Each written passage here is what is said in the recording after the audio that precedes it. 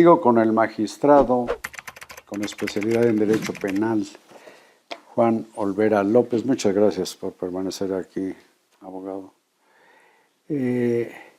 Supongo que usted y sus compañeros que tanto han resistido a la reforma judicial tienen una especie de seguimiento, de bitácora de, digamos, de ilegalidades para haberla impuesto el oficialismo. ¿Cuáles destacaría como ilegalidades que vale la pena recordar y no olvidar nunca? Yo las llamaría las estratégicas, porque hay decenas, podríamos decir que redondean las 100 ilegalidades desde que inició el proceso de la reforma, una primera etapa, y después la segunda en la etapa de ejecución de esa reforma.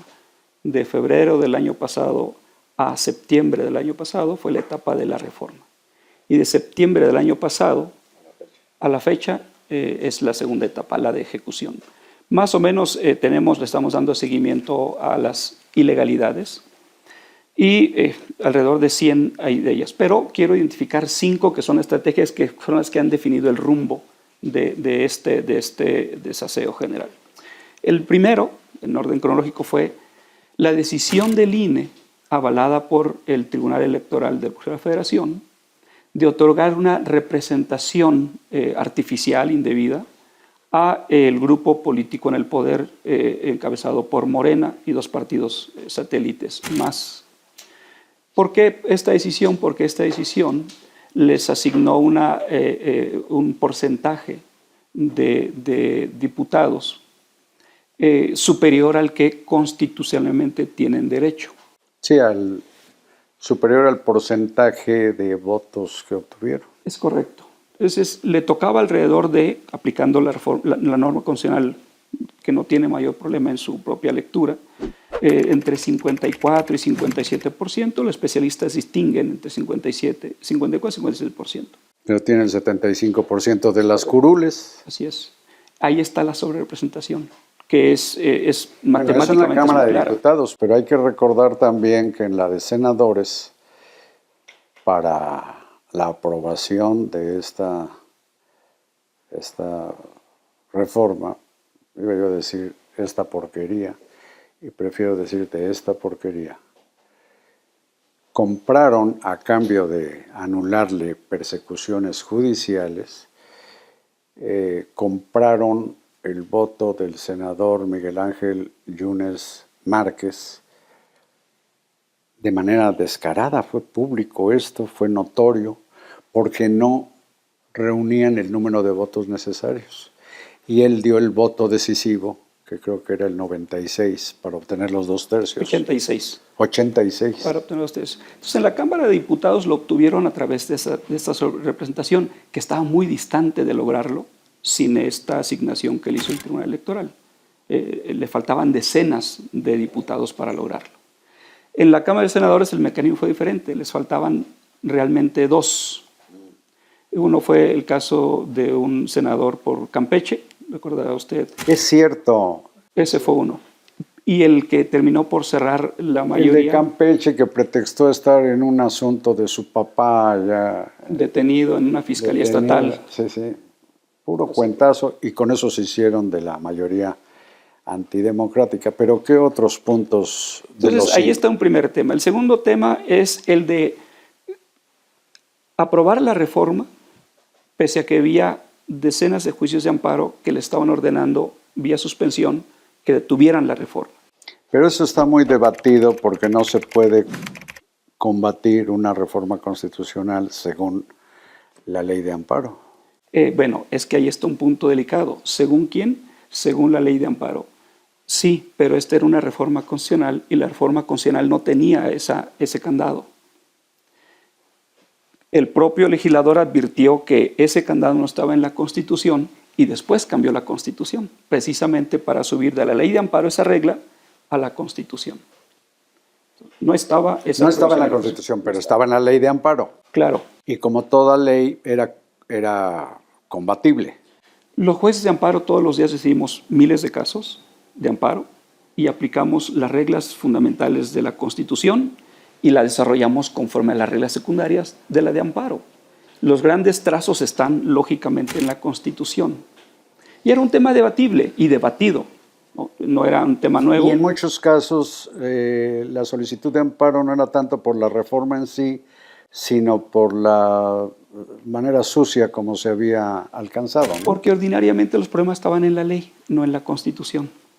Como aquí subieron la reforma a la Constitución, el objeto de impugnación era la Constitución. Entonces los jueces dicen, como el tema no es claro, admito el amparo, y mientras decido el amparo, ordeno que detengan la reforma. El legislativo, en sus dos cámaras y las cámaras no, en las su caso, ni el ejecutivo tampoco. Ni el ejecutivo. Inicia la ejecución de la reforma. Ya con su propia reforma empezaron a desarrollar la ejecución y se promueve amparo ahora contra actos de la ejecución. Otra decena de juicios de amparo y le dicen a las autoridades ejecutoras, empezando por los comités, detengan esta masacre, detengan esta reforma en la ejecución en lo que revisamos. Hubo más de 700 mandatos en ese sentido. Hubo alrededor de 1.500 juicios, de los cuales poco más de 500 sí se decidió parar la reforma, en alrededor de 500 casos. Pero además esos casos no eran de personas físicas una a una, había demandas de amparo de ciudadanos, una en Guadalajara, y de que es de miles, organizaciones. es correcto, de miles de ciudadanos. Es decir, y agrupaciones de abogados. Es correcto, es correcto. Entonces, allí se decidió. Es otro punto. ¿Qué Ese es el otro segundo. de los 5? El siguiente es el trabajo de los comités de evaluación. Ya tienen ellos sus reglas. Bueno, pues ni conforme a sus reglas estuvieron actuando. El más importante de ellos es, cada poder tiene su comité de evaluación, cada poder decide si manda o no manda candidatos a la boleta.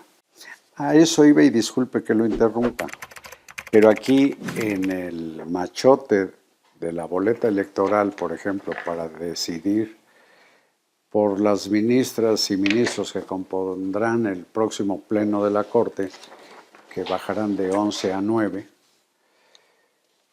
aquí en unos cuadritos muy pequeños a un lado del listado, se ponen las iniciales PE, Poder Ejecutivo, PL, Poder Legislativo, PJ, Poder Judicial, para que sepamos cuál de los poderes propuso a cada quien. Pero a mí me parece esto un fraude descarado, es lo que me parece a mí, porque el Poder Judicial no puso a ninguno. Su comité de selección acató la suspensión de actividades por el amparo o por la decisión de los jueces de frenar el procedimiento, lo frenó, nunca escogió a nadie de los preseleccionados que terminaron en un sorteo de tómbola en el Senado por órdenes del Tribunal Electoral.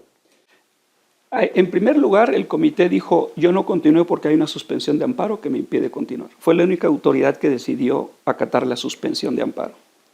En segundo lugar, el Pleno de la Corte dijo, yo no propongo a nadie en ejercicio de mi facultad constitucional de tu reforma. Tu reforma dice que cada poder judicial cada poder propone y que si no lo hace en tiempo ya no lo puede hacer después.